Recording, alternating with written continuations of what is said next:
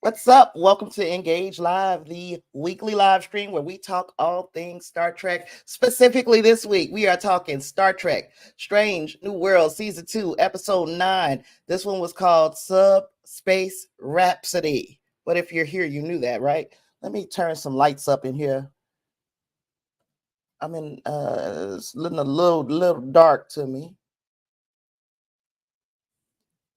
So yeah, I could not put this off. I am ready to talk about that. What's the business, Clarence? You in this thing first.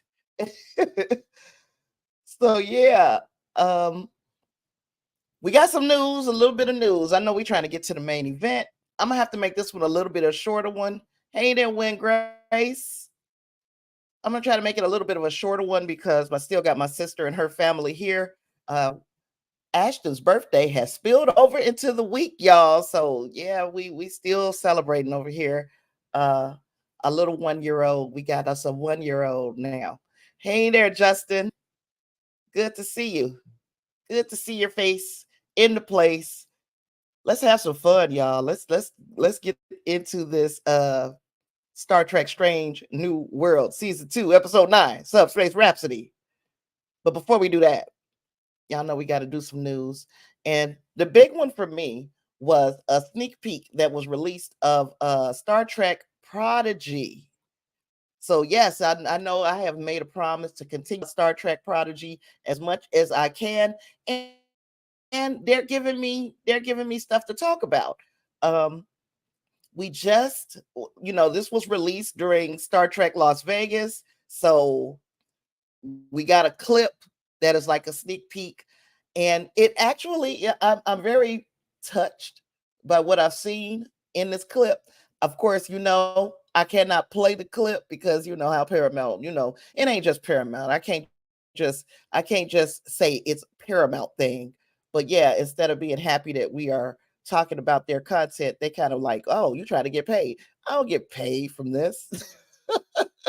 But anywho, Star Trek Prodigy might not be on Paramount Plus anymore, but the writers, directors, creators are all very confident that we are going to get us some more Star Trek Prodigy on another carrier.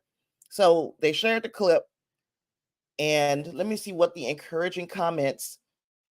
First, the setup for the clip was that the gang has just gotten back together because they've been on individual tracks trying to get into Starfleet Academy. So Admiral Janeway has just commissioned them to join her crew on a new mission, and they are on their way to go meet Admiral Janeway. Now, if you've seen the clip, you know who they meet.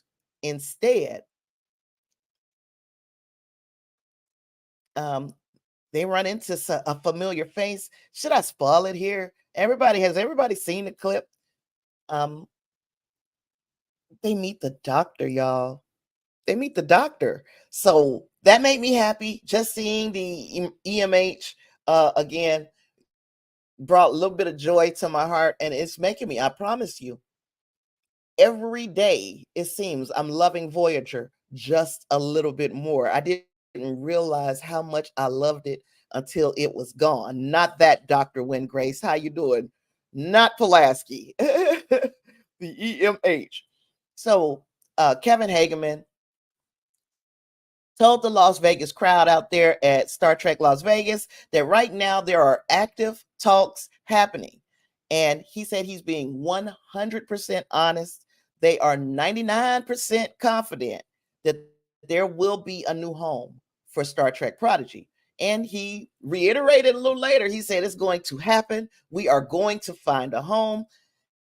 And then his brother went ahead on and co-signed that, said, again, they're paying for us to complete the series. Studios don't pay to not show something unless you are Warner Brothers. Well, anywho, Warner Brothers is a whole different animal. Studios don't pay to not show something. It will be seen. We are super excited to hear that is giving us a little bit more hope for what's going to happen with Star Trek Prodigy. I'm excited. Hopefully you're excited too. We will hear about it, I'm sure, in the comments. we're going to move on to the next topic of interest, which was still at Star Trek Las Vegas. We had Zachary Quinto and Ethan Peck. Spock meets Spock. And big, unsurprising news. Unsurprising news is that the holdup for Star Trek 4, the movie with Zachary Quinto, it's being held up due to creative differences. Now, right now, we know that there is a little strike going on in Hollywood. It's just a little thing. But the holdup for the movie was going long before the strike was. So he doesn't sound very optimistic, if you ask me, either. He was like, hey, if it happens, great. If it doesn't happen, it's been a great run. I think they are preparing us for a letdown in that area. If you feel differently, let me know. But I really and truly don't feel as optimistic for Star Trek 4 as I feel for Star Trek Prodigy. I am 100%, I'm 99% sure that we're going to see season 2 of Star Trek Prodigy, and hopefully they work something out for Beyond. But for this Star Trek 4 movie, I'm not feeling real good. And as Clarence said in the chat, it's been held up for so long. He put a lot of O's because that's how we feel. It's been held up for so long that it's just not something that we feel optimistic about. And if we get it, I'll be excited. But if not, they've prepared us for what seems to be inevitable, that they are not going to get their ish together and put a movie out for us. Of course, we'll still look forward to the movies that are being done by Paramount, and hopefully we're going to cross our fingers that nothing happens in that arena where we don't get this Section 31 movie and whatever movies they might have planned for straight to streaming. But as far as the big screen, I ain't feeling too optimistic. Wayne Gray says, with the amount of Star Trek on right now, I honestly really don't miss the movies. So that's giving us, the movies kind of fit in when there was not a whole bunch happening. So I can agree with Wayne Grace. You kind of don't miss it because we still are getting Trek. Now, who knows how we're going to feel after Discovery ends, and while we're waiting to see if they're going to give us another series, Star Trek Legacy, the Starfleet Academy series. We're waiting to see what will happen to that. Ooh, wouldn't it be something if they did a crossover episode with Star Trek Academy where they have the characters from Star Trek Prodigy be a part of that show, kind of like in the vein of what they did with those old scientists? That was just something that just came to me. That would be really nice, but I doubt that we'll see that. But I kind of can. A girl can hope, right? A girl can hope. Justin says Star Trek 4 might happen, but if it does, I'm thinking crossover, multiverse. I do it however, whatever way that would be beneficial for both the crew of the movie and the fans. So whatever they want to do, as long as it's engaging for us, and then it is fair and equitable for the people that are working on the movies, I'm all good. So those are I got one more news topic. And this was another one of particular interest to me because Star Trek Strange New Worlds has shown up on the Nielsen ratings top 10 3 times this season. So this is the third time, and this is up to episode 4 of the season. So you can see that it only says 14 episodes. That means that this list is from July 3rd through July 9th. So this is the third time we've seen Star Trek Strange New Worlds on the Nielsen top 10 streaming for original programming on streaming. It has tied Star Trek Picard. Star Trek Picard was the first time any of our series made it to the Nielsen top 10 streaming chart. So we still have, this is at episode 4. We still have 5 more opportunities to crack this chart, and I believe we'll at least see it 2 more times. And y'all know what 2 episodes I'm talking about. Love It or Hate It. Those Old Scientists, and now Subspace Rhapsody could potentially also break the chart. I'm gonna keep my eyes very peeled. You know, I like the chart type things, and I like to track how things are doing by numbers instead of just by what people are saying. Because you know, you get a mixed bag. You guys know that, even if you are just in our Discord, which I'm going to invite you. Look in the description box. There is a link to the Discord. Join the Discord if you haven't yet done so. We continue the conversation over there. But even if you are a part of our Discord, you know that this episode wasn't received across the board 100%, where everybody is like, you know what, I'm on board with this episode. So even though we're hearing those types of murmurs, we are also seeing Star Trek Strange New Worlds crack these top 10 lists, which means that there is an overwhelming amount of interest in this series, and I am looking forward to seeing how that goes moving forward. I'm choking on my words. Let me take a sip here. Cough is getting a little bit better. I'm not doing it as often, so yay for that. Let's see. Wingray says, I would prefer the Academy show to be the Prodigy kids in the Prodigy timeline. Me too, sir. I may be in the minority, but I'm not too interested in spending a lot of times in the 1,000-year future of disco, even though it does look like that's what they're going to do, right? But yeah, you know, if we're not getting a lot of or if we're not getting any disco after this, then, you know, putting us that far in the future, it seems like a waste of time.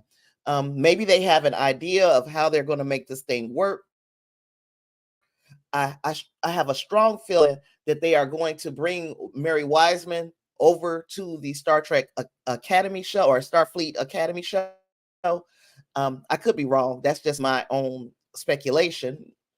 And if they do, they got to have an idea of how they're going to put a motor in this thing and make it work. And hopefully, if they do that,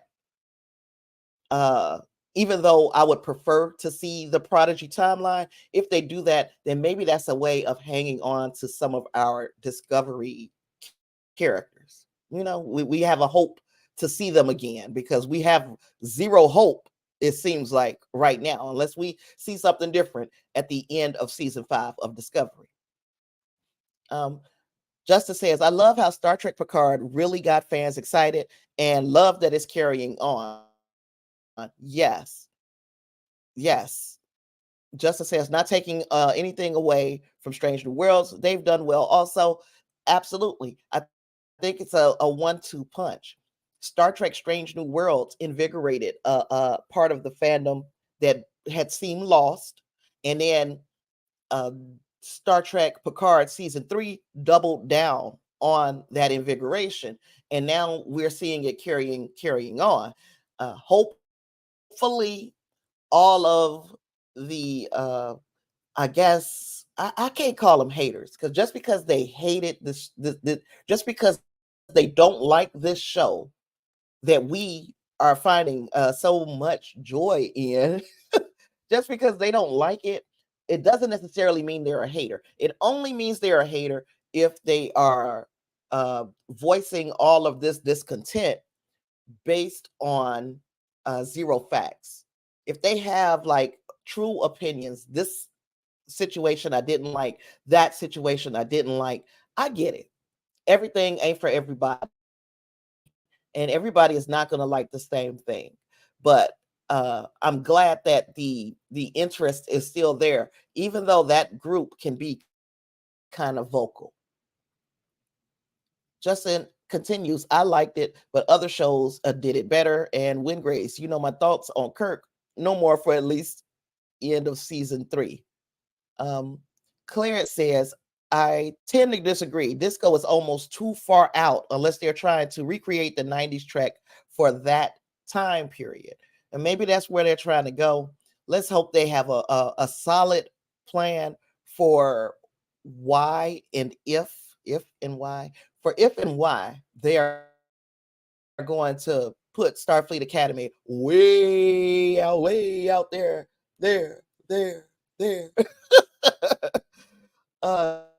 Justin says, I think this season of Disco is going to surprise us all and we'll miss it once it's gone. I'm already missing it. My heart is broken. I don't know, I know I've heard a million times that this is a new era of television. And I agree, you got to kind of get with the times when time is marching on, whether you want to or not. And usually I'm pretty easygoing in that. But I really was hoping that Disco would get a 7-year run. And I know it can seem unrealistic in this era of television, the way that we are making series now. But it doesn't stop me from having the feeling that I wanted to see this series go 7. Just like I want to see Strange New Worlds go at least 5. They said that they're having a 5-year mission. I'd like to see 5 years of Star Trek, of Strange New Worlds. When Grace adds, I think that's likely. They don't want to lose the ability to bring in disco guest stars, and they don't want to lose the disco only audience.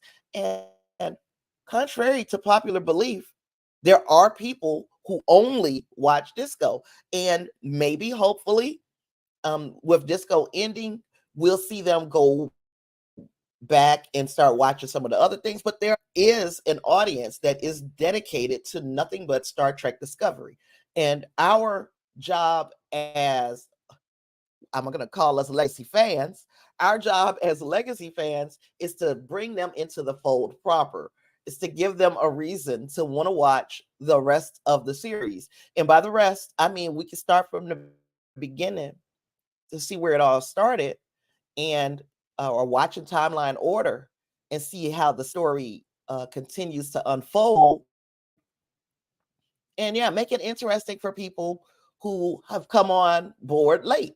Some people started watching with disco and they followed, um what's the one I don't like too much, Lower Decks, and then they follow Prodigy, and then they follow Picard, and then they follow Strange New Worlds. You want to see people progressive, you want to see their interest grow in Star Trek. Or at least that's what I like. Justice says, I like parts of Discovery. It reminds me of Enterprise, and I think over time I'll like it more.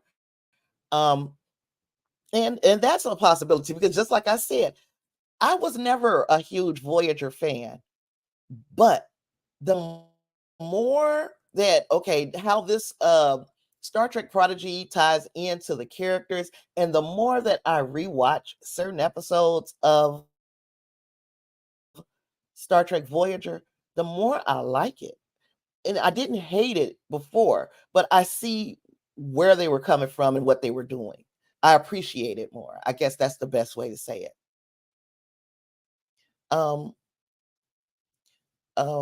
Chris says, I've never someone in a disco only, I never met someone in a disco only audience.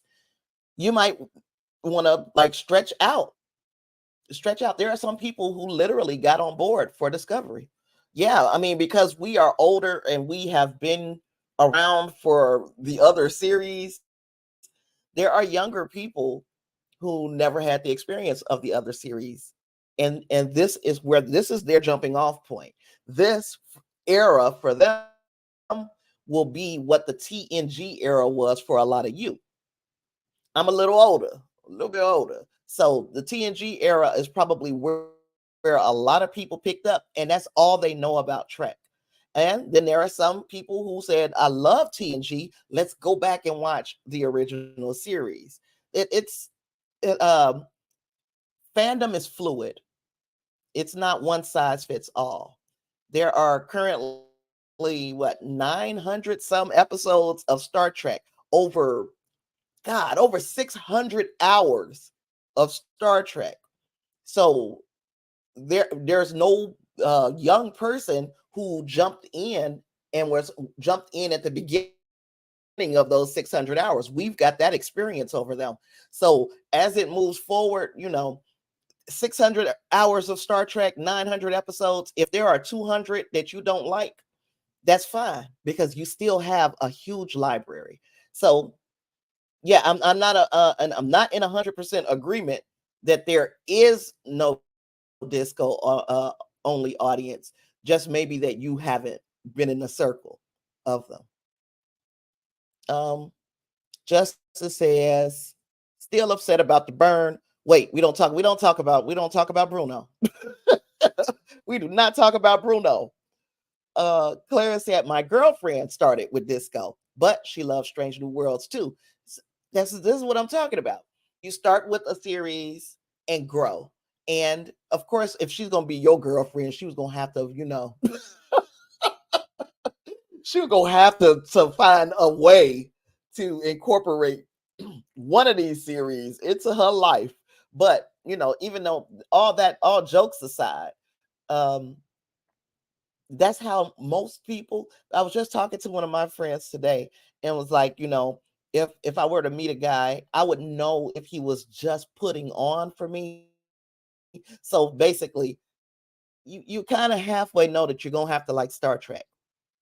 I'm really not about to be in my home debating about the merits of this series and this franchise. I'm not. So you just gonna have to like it. You don't have to love it. You're gonna have to like it. And I'm gonna know if you're faking. We all know a person who's faking the funk, and there's certain, you just gonna have to be. You gotta, because there's some conformity that has to happen. And furthermore, I'm gonna try to like what they like, but that's a whole different. That's a relationship thing. Um, When Grace is to Chris, there are a good amount of people who only like disco. Most of them probably migrated over to Strange New Worlds, but they do exist. Um, when Grace adds, I don't think most of the Discovery fans are into buying the merch though, and we got to get them. We got to make them. So and those disco T-shirts, when they first came out with that to me was a selling point. Those was, simple, nice design. I love them, but we gotta, you have to aim that for that crowd. Um, eh, Chris, I'm not gonna do the hate because like I said, I've only got a, a very short amount of time, and I don't have time today.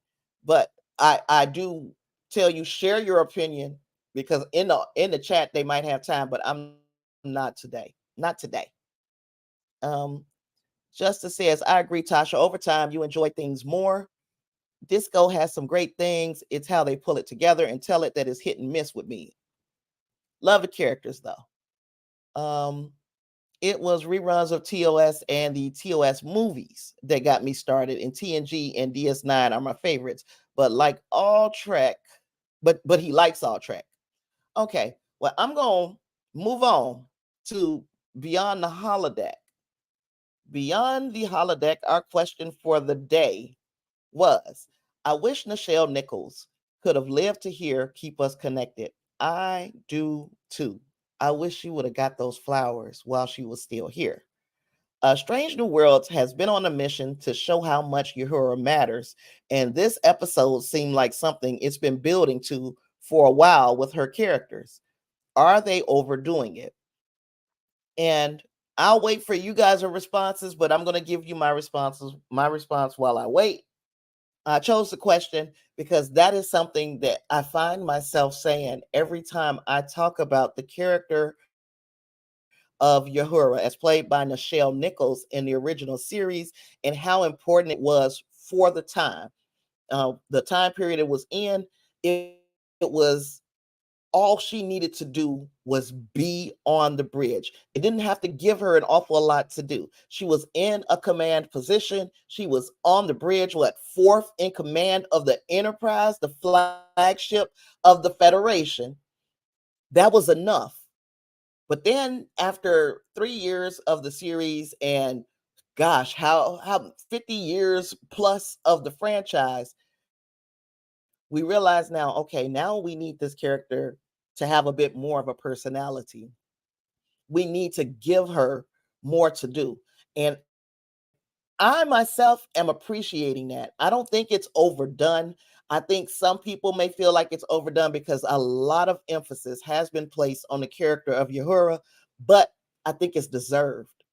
She is the least explored character on the bridge of the Enterprise during TOS. And I think that giving her a bit of a backstory, a bit of a personality, filling in a few of the blanks, I think that was necessary. And I'm here for it.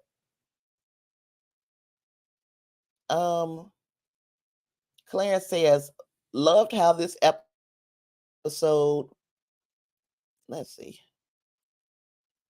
Clarence says, loved how this episode showed there are no small roles. You must remain connected. That is true as well. Wingrace says, one thing that does strike me is just how often they call her Neota in this show, almost like making up for lost time. That too.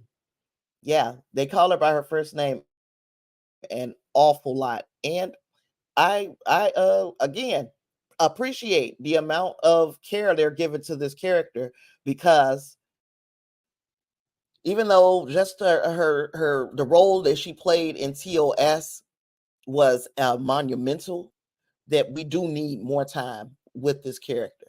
So if you guys got anything else for Beyond the Holodeck, I am so welcome to hear it. But I'm going to move on. I'm going to push on. We're going to go into the synopsis of this episode, which is Strange New World Season 2, Episode 9, Subspace Rhapsody, written by Dana Horgan and Bill Wolkhoff, directed by Dermott Downs, and the star date is 2389.3. The original songs are by Kay Hanley and Tom Polce, and I hope I'm saying his last name right. And the choreography is by Roberto Campanella. So that we had to, let's say, a lot today, huh? An accident with an experimental quantum probability field causes everyone on the U.S.S. Enterprise to break uncontrollably into song. But the real danger is that the field is expanding and beginning to impact other ships, allies, and enemies alike. As far as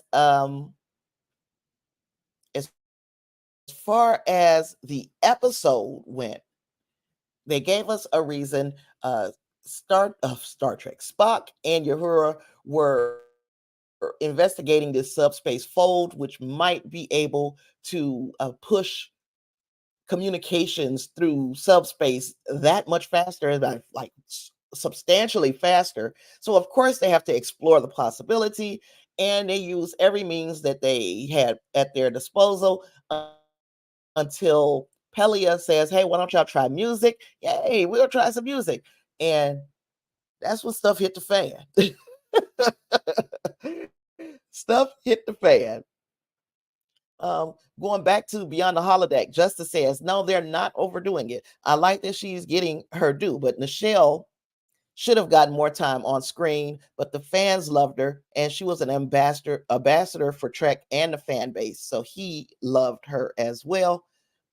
And I agree. This is like she might have not gotten it. And gosh, I wish that she would have been able to see this episode, because I know that it would have like spoken to the songbird in her, and she would have appreciated not only the fact that they did a musical episode, because that was one of her things, but also that when they recast or they cast for a new Uhura, they took they took the amount of care necessary in choosing the person for that role, because Celia Rose Gooding is a powerhouse singing. She's a powerhouse singer. I can't get my mouth to do what I want it to do. It never.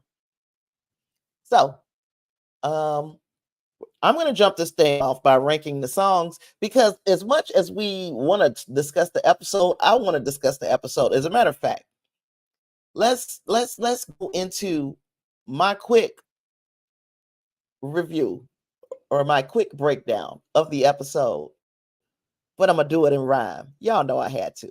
Yo, in the Trek Cosmos, the script got flipped. Whole crew went bonkers and their minds were whipped. Singing, dancing, troubles got tossed in a cosmic groove. No worries here, boss. Science went on vacay that day. Character stories paved the righteous way. Smooth choreography, hooks that catch. This ep dropped beats. Our wigs got snatched. Behold the Enterprise, starlit sight. Klingon swaying, ships parlaying, Pike's grin shining bright. A visual spectacle, never to decay. In Trek's rap sheet, a legendary lay. Years keep rolling, talking about that shift. Bold gamble paying, no need for a lift. Musical vibes, Trekkies rejoice, old school and new. Find your own voice. And I found mine. So what? As Claire says in the comments. Y'all didn't know I had that in me. Justin says, she was always so great to the fans and really loved us, and we her. She was just a very sweet woman. And rest in peace. And we had the Clarence. Clarence was my hype man in the comments. And you know this, man. Yes, I truly enjoyed the episode far more than I thought I would, because if you guys remember, I was on the fence. I was not expecting to like it as much as I did. Got emotional, but that's what music seems to do. Music has a way of hitting a place that words never do. And this episode, the way it was crafted, it closed out a lot of the little story arcs that we had going on, the threads that we had been pulling for most of the season, and then it introduced just one or two more? It introduced one or two more, and I appreciated it. Let's see. I got a list. So I got to go to my list. Y'all know I don't remember things. And I've been really scatterbrained because there's people over here and when we doing stuff. And yeah. So this thing began on Stardate 2398.3. Dermott Downs. This is his first time directing a Star Trek episode, but he did that musical crossover of the Flash and then the Flash Supergirl episode Duet, which was another, as we call it around these parts, banger. The comments about people becoming bunnies was a reference to one of the songs in the Buffy the Vampire Slayer musical episode. So they know where they had to give their due to. They know they had to pay a little homage to some of these prior musical episodes, and they did that. I like the fact that they brought up Kirk's situationship with Carol Marcus, and that he knows that she's pregnant, and that soon she'll be having the baby that she kind of told him that she wanted him to stay away from because of whatever differences they had in their relationship. Seems like a Starfleet thing, doesn't it? It's the Starfleet thing to tell a man to stay away, or to not even give him the option in Beverly Crusher's case, but to tell a man, you stay away from your kid, we don't need you. That's some shit that they need to fix. There has to be some father's rights in Star Trek. Then we heard mention of Admiral April's surprisingly beautiful baritone. I think that should have been an on-screen moment. I would have loved to have seen Admiral April just because, but then also because we don't know whether the man has a beautiful baritone, but somebody could have done it and he could have lip synced. I would have liked it. This was a long episode as well. It was a little bit over an hour. It wasn't the longest episode of Star Trek Strange New Worlds. It I think there was one episode longer. And then we got Captain Battelle. She got a first name. It's Marie. Her name is Marie Battelle. So we learned that in this episode.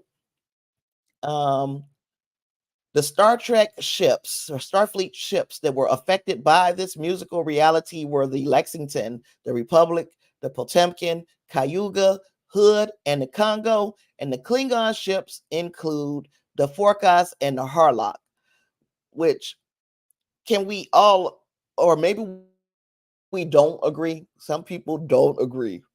I have to stop putting everybody in my box. But can we agree that Klingon episode or the Klingon part with the Klingon boy band was funny as hell? I wasn't expecting it at all. It was funny as hell to me. I don't know about anybody else. Shucks. Some people did not like it.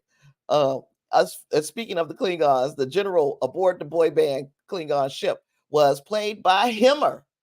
So we got Himmer in this episode indirectly. Spock went and did the blood wine diplomacy with the Klingons because he had done this shit before.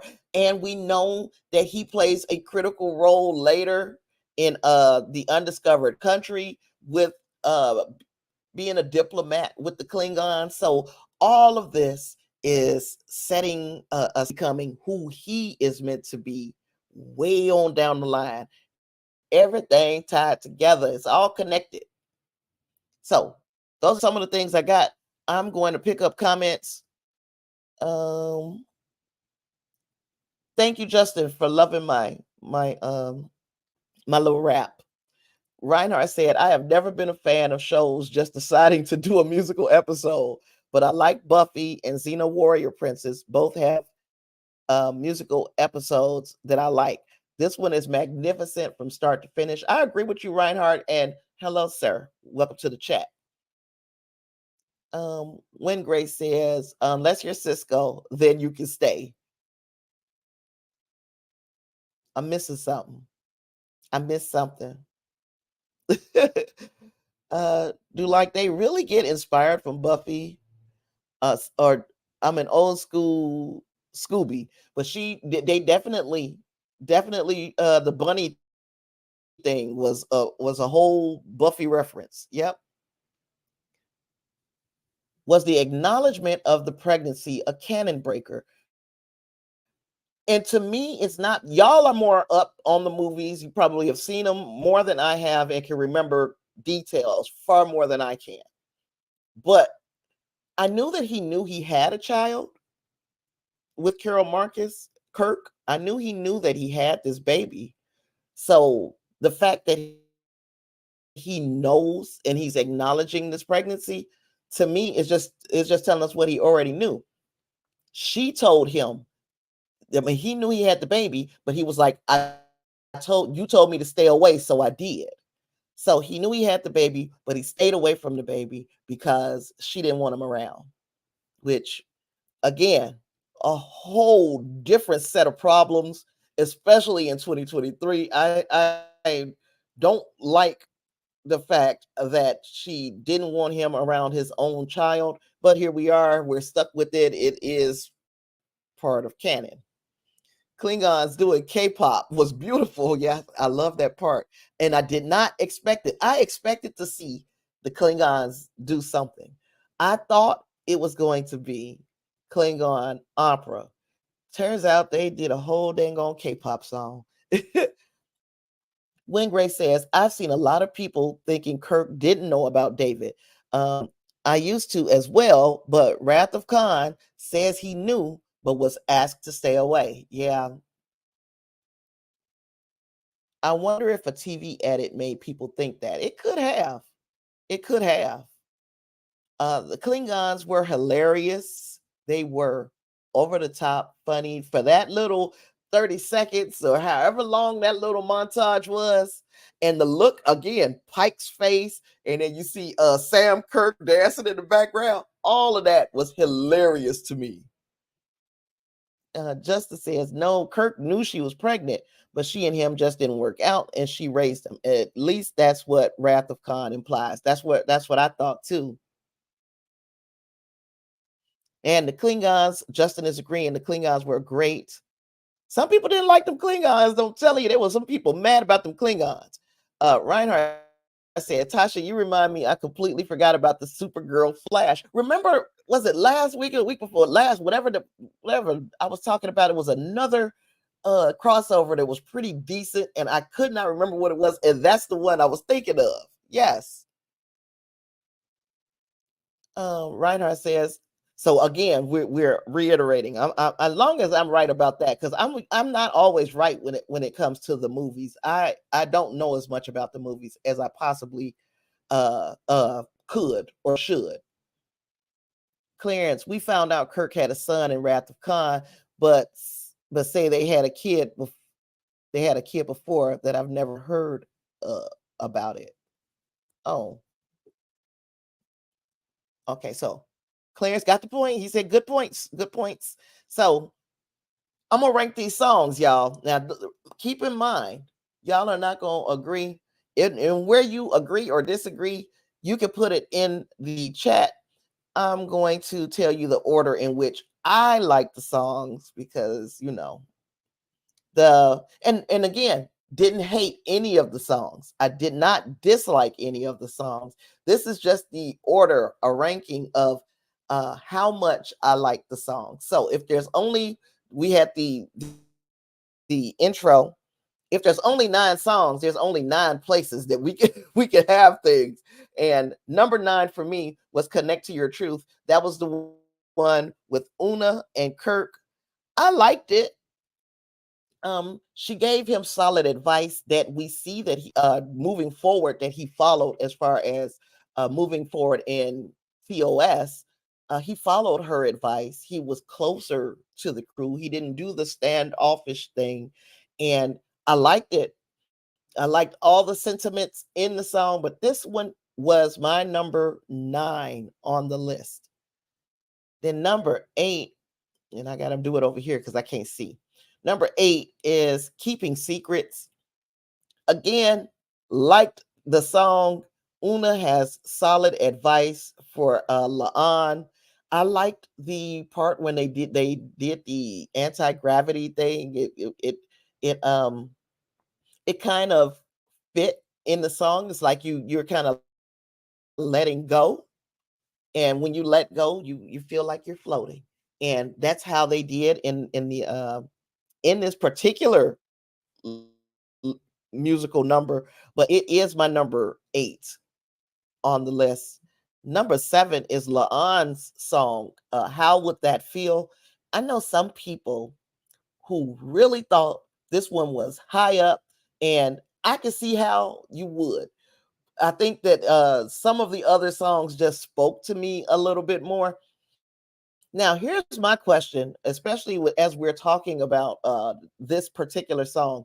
We saw parts during this montage of her and Kirk sharing a little bit more intimacy than we saw in Tomorrow and Tomorrow and Tomorrow. Did that happen, or was that something that she is kind of imagining? Tell me if you guys think that was that those were moments that they really shared with one another. Let me know in the comments. I'm curious. I'm gonna pick up comments. Justice says, I think Undiscovered Country novel has a chapter where it explains that Carol died from an illness. Oh. Wingray says, I'm slightly disappointed they didn't do the remixes, both a remix of Bohemian Rhapsody that was rumored across the net. I thought there was an opportunity that they kind of missed. Yeah. La'an's song was his second favorite behind Uhura. And Wingray says, I took that scene to be an imagined future she could have had with Kirk, not reality. Because I was like, okay, are we supposed to think that this happened? Because remember, there was that scene, she was standing in his door, and he was pretending to be asleep. And then when she walked away from the door, he woke up. So I'm like, okay, nothing happened. So this was her imagined future. I dig it. I get it. My next favorite song was "We Are One," which was the grand finale. So these things can go in almost any order. I loved the song, and it was a rousing finish for this episode. And again, I loved everything about it, but it just hit right in the middle for me. So this one was not a bad song. I don't want nobody I keep saying that. Don't feel like I'm ishing on this song. I'm not. This is where it goes in my rankings. Now, Number five is Status Report. But why are we singing? I liked this song. I liked how it jumped everything off. Oh, Miss Powell got a different order here, but let me see. We're gonna pick it up in order. When Grace says, I took that scene to be, oh, I read that one. So Miss Powell, and welcome to the chat, Miss Powell. Glad to have you here again. I liked Status Report best with Keep Us Connected second. Hmm. Status Report shows up right in the middle of the pack with mine. So again, nice song, introduced us to the issue that we have at hand and kind of amped up the tension. I could move this a little bit because I really and truly liked Ortega's part of Status Report as well. I like the whole song. I like the fact that everybody had a little piece because they all had to tell what they were doing in that moment. And the doctor, like, I sung and I don't sing. Yeah, it was a banger. All of them bangers. I loved them. This is just the order I saw them in. Now, this is where people are going to be like, Tasha, what are you thinking, girl? Because private conversation just now showing up on my list, and it was a gag song, obviously, but I loved it. I just loved it. And I love the fact that Pike sells everything so well. The looks on his face, the expressions, the just even in this picture, he's putting his hand out. This is a private conversation. I love Pike, and I absolutely loved this song. Now, oh, okay, here we go. Miss Powell says, I'm in a choir, so I like harmonies, and it's a group song where you can actually understand the individual parts. And when you are looking at it from that standpoint, yes, absolutely. I can see how Status Report would be one of a banger for somebody who is appreciating the dissection of the songs.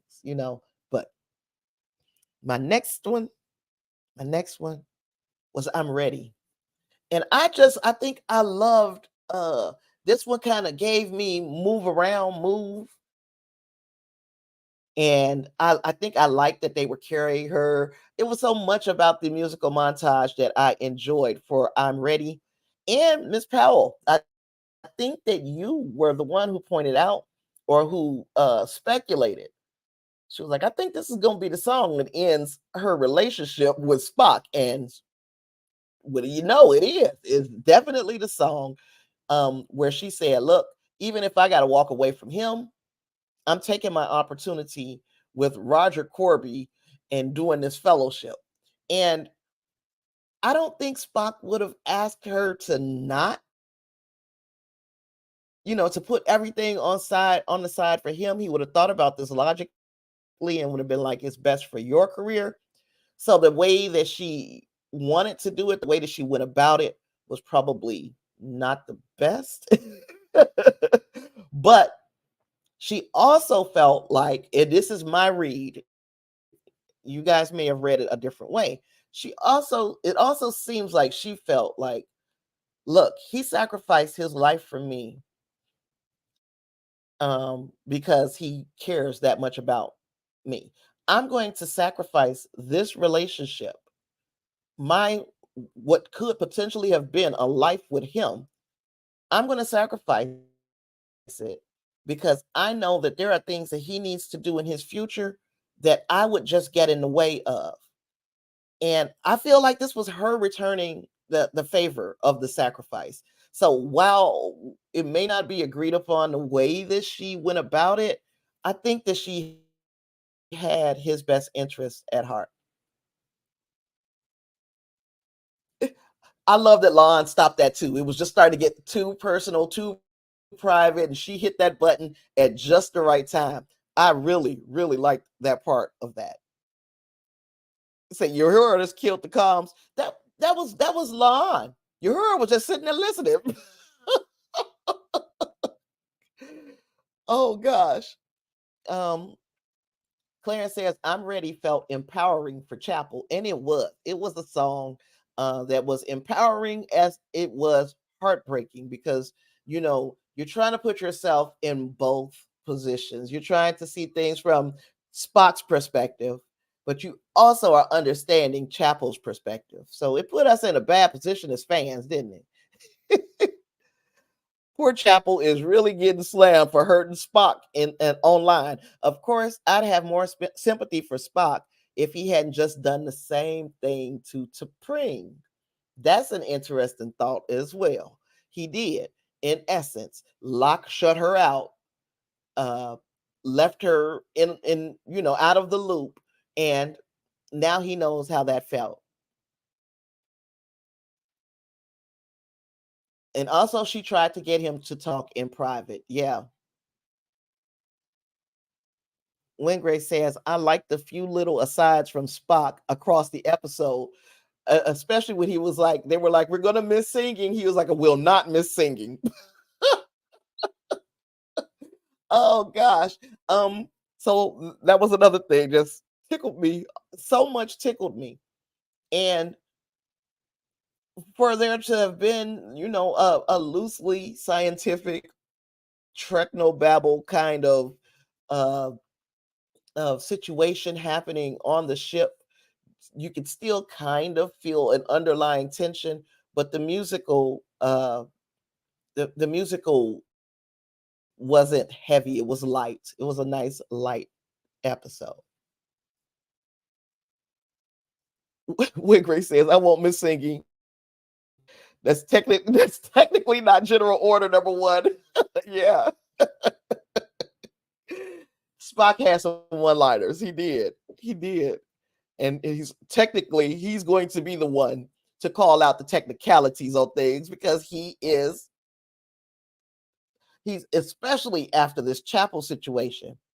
He has said, you know what, let's just shut this human side down and try to go complete logic on their butts. And then, she in essence made him this musical number, and this episode has seemed to turn Spock into the Spock that we see in TOS. Hopefully the switch doesn't flip like that with everybody, but he definitely flipped a switch with her after this number. Let's see. My second song, speaking of Spock so much, is I'm the X, because it sounds like they're saying I'm the X, EX. He is the X. He's the X factor. He is the the exponent. What did we call? No, that's not an exponent. Y'all know what I'm trying to go. I'm trying to talk a math, and I've lost the math. But he is the variable. He is the person. He's like, I'm the X. So it's like a double entendre.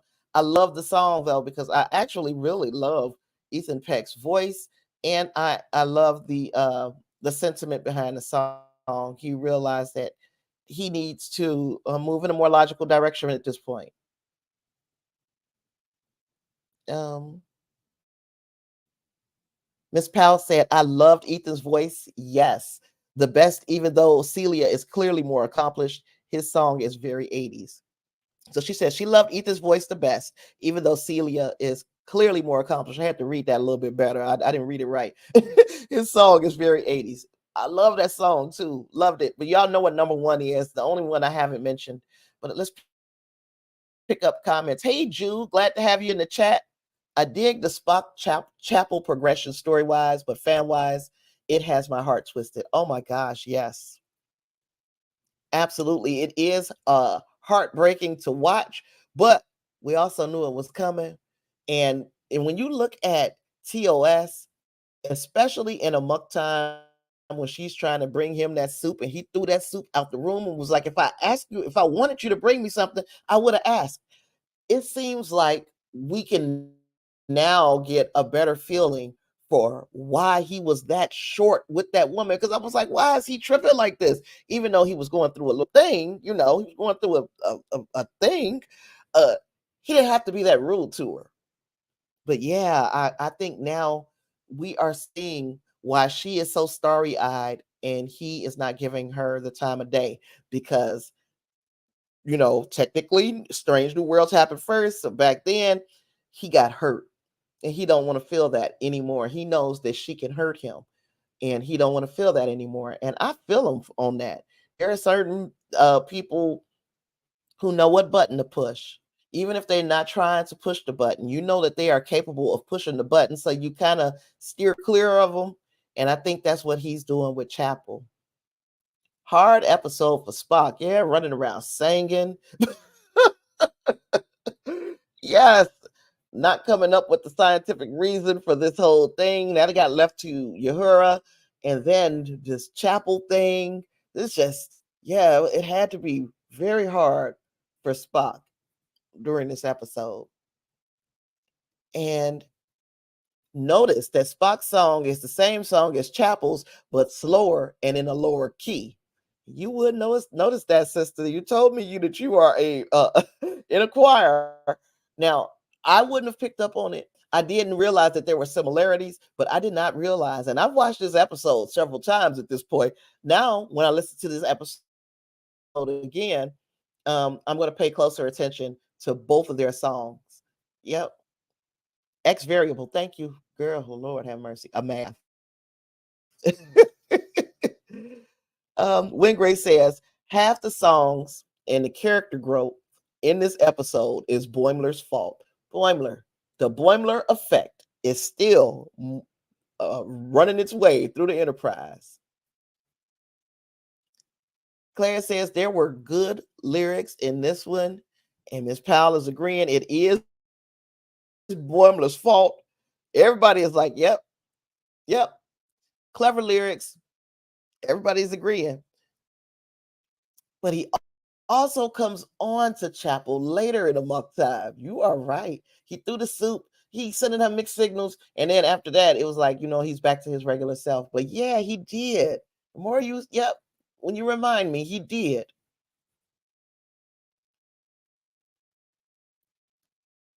And she wants Spock back after Corby breaks her heart. And that whole situation, she's going, and I know this happens, especially college, different world than high school. You're going and you're working on a fellowship under Roger Corby, and then somehow y'all enter into a romantic relationship and get engaged.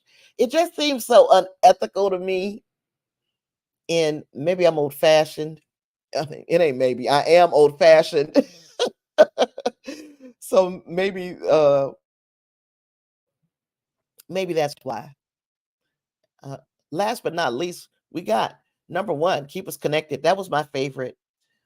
Celia Rose Gooding has an awesome voice, but the song itself just spoke volumes to me.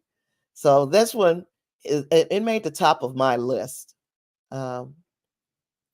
Ms. Powell said, it's called a reprise when a song is repeated by another character. So even though that was disgusting, sorry, excuse me, it's called a reprise. So this song, even though it's a different key, different measures, whatever, and different lyrics, it's still a reprise. Got you. Wingray says there is also a scene here where they page Kirk and everyone just immediately assumes it is James, not Sam, who actually works there. Yes, I know. I remember that part, and it was funny, hilarious. Miss Powell says it was unethical. Thank you. I'm glad I am the only person that thinks that. Corby was suspect. We see his shadiness with the film bot he created. Yes, he was gonna have her being part of a harem. Oh, she was gonna be in a group. She couldn't be no individual around Roger Corby. Shucks. Oh gosh. Thank you, Justin. Thanks for that. And we're gonna go next with why it worked. Now, I know that I usually go 2 hours, and I don't know. I know some people came in a little late. This one is going to be faster. I'm going to after we've finished talking about why it worked. I'm going to exit stage left because my sister and her family are still here from Indiana, and Ashton's birthday has spilled over into the week. So y'all know my grandson Ashton turned 1, and we have been celebrating all weekend and now even Monday. So things go back to normal, hopefully next week, because now we're past Ashton's birthday. The next thing we'll have to look forward to is Ashton's little sister's arrival, and that happens in September, which is technically really not that far away, right? Jules, yeah, so yeah, I agree. He's a bit shady. Um, and he said he's totally looking forward to his introduction. And this is what I think. I think that this episode, the musical, technically is the end of stuff that's going to be closed off for this season. We're going to see hegemony next week. And I believe that that's going to carry over, of course, into the this season 3. So this episode, the musical episode is kind of like the finale. Then we're going to get this cliffhanger next week, and I believe that we're going to find Chapel, of course, leaving for her 3-month fellowship. We're going to see a few other changes happen on the Enterprise, and when we come back in season 3, we're probably going to be 3 months in the future, at least, because I think that her fellowship and all of that stuff will be off screen. But that is speculation. I don't know. Nobody knows except for the writers, and they ain't talking right now. So so that's what I think. So y'all tell me if you guys have a different opinion. Now, why this episode worked? Why it worked was, number one, from the beginning, they gave us a very Star Trek reason. Even though it was like questionable science, there is a Star Trek reason that everybody is singing. There is a Star Trek flavored to all of this. It's not unlike anything that we haven't seen before. So I don't get a lot of the people who are so against the musical episode. We've seen stuff like this before. We saw an episode, even though people did not like the episode, many people did not like the episode of DS9 when they were in the game. Somebody in the chat is going to tell me what the name of that Move Along Home, right? Is that the name of the episode? Move Along or Move Along Home. People didn't like it. We got an episode of our main characters trapped in a game. And everybody forgets that this is a swing. Just like that episode, Move Along Home, was a big swing for DS9, kind of half a missed, but it was a big swing for DS9. This was a swing for Star Trek Strange New Worlds, and I think it was a hit. Now, that's me thinking that. We obviously in this chat had all of us have similar opinions about the episode. So it's a hit amongst a lot of us. I don't think it missed that bad. Yeah. Thank you, Miss Powell. That's what happened last season when the Hema Uhura plot got resolved. Exactly. So Justice says, I think next week might be a heartbreaker in some way. I do not plan on Battelle getting up out of this situation. If you've seen the clip, you know what I'm talking about. If you haven't seen the sneak peek clip and you want to go into this blind, I won't discuss it too much further. But there is a sneak peek clip at the end of the Ready Room, and it's there for your consumption so you can see exactly where things are going for this week's episode. Clarence says, did those other shows have a reason? Other musical episodes, Flash, Buffy, I think they did. Yes, Flash had don't ask me what the reason was, because I can't hardly remember my name right now. But there were in-universe reasons why these things were happening. Yes, it's like the naked time for Strange New Worlds. Characters forced to express their feelings to get more into internal character traits. I couldn't have said it better myself. Thank you. That is a perfect analogy. This is just like that. It is almost synonymous, but and I'm not going to, again, I said I'm not going to spend no time talking about the hate, because this has been just a weekend of love, especially over here. Like I said, over here in this house, I'm seeing my sister for the first time in 2 years. Uh, I'm celebrating my grandbaby's first birthday. I don't have time to be trying to do the mental gymnastics that it takes to debate somebody. Not today. Uh, Marie Battelle is toast, baby. You can spread some butter on her. It's over. Why would you give Battelle a first name if she lives? Yeah, we're even more connected to her. We've got our first name for her and everything. Nope, she got to go next episode. So much for that vacation with Pike. Should have took it when you had a chance. Look, it's not funny. This woman, but potentially this character is going to kick the bucket next week. Now, wouldn't it be something if all of us are wrong? But it does feel like they are setting us up for some heartbreak next week for Pike. It really does. Battelle, a lot of setup, a whole lot.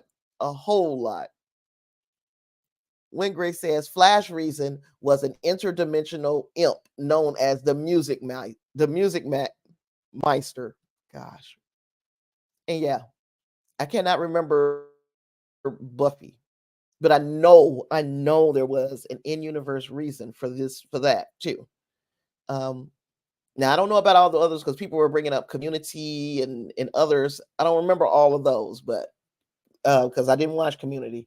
But yeah, these two, yes, Music Meister, Buffy had a reason, and now Star Trek has a reason. Also, something else I was thinking about today was Uhura.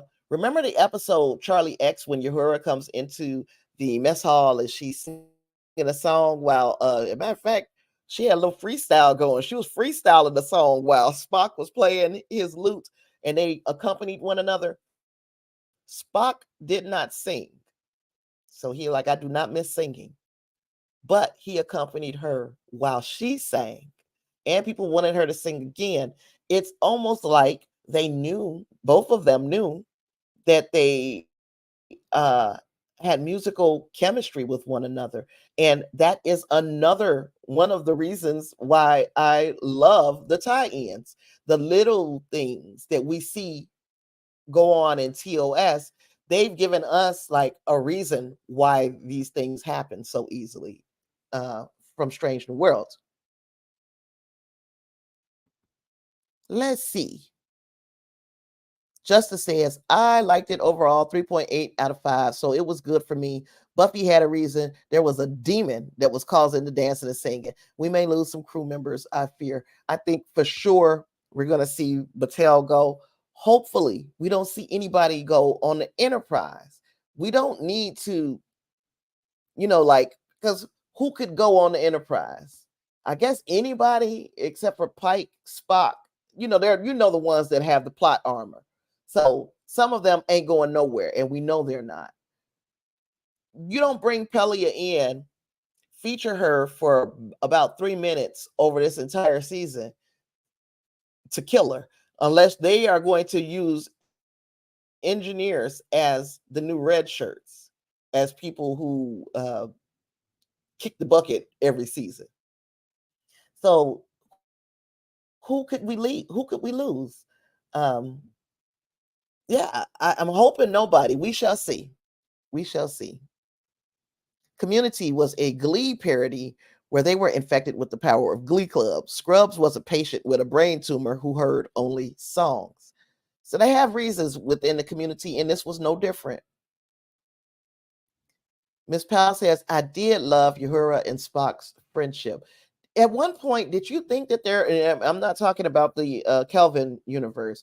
At one point, did it almost look romantic? Did it almost look like there could have been some romance cooking between the two of them? Let me know if you thought that too. Or if yeah, I did think that. I did think that. Miss Powell says he let her make fun of him in Charlie X. Yeah, they were friends. Clarence says, "Oh, I gotta find that Scrubs episode." I got you, Miss Powell. I figured it out. Miss Powell says, unless the chief engineer is the defense against the dark arts professor, this is not going to be good. I really hope not, though. Let's not do that. Not another one, because then you're going to bring in somebody else. I mean, how many should we bring in before we even get to Scotty at some point, too? Jew says, I'm hoping not. Come on. What's up? Huh? Oh, she here? Okay, I'll be out in just a minute. Okay, Jew says, I'm hoping not, but Ortega's was underserved this season. It would make me sad if she goes. And they better not, because they did explore a little bit more of her character. But we still, where would we like the character, or most of us, many of us like the character, and they've explored her just a little bit more, but we don't know enough about her. It's like it's not going to hurt our feelings as much as it should if she kicks the bucket. And I'm serious. If you guys feel differently, let me know. Justice says, she and Scotty always seem to have a thing. I thought, you know what? I saw some looks and looks between them two, too. Miss Powell says, Ortega's needs more development besides I fly the ship. She definitely does. We need more from her. We need, before you kill her off, we need to literally be like, okay, now I truly understand this character. I love her. And then you kill her. Then we feel like, oh my God, why would you kill Ortega's? When Grace says, I think Pelia is going to leave at some point and recommend a promising young Scottish student of hers. That would be cool. I think from the trailer, she'll get off the ship. Yeah, she's going to get off the ship, but some stuff is going to happen on the planet too. Because did you see that big ship?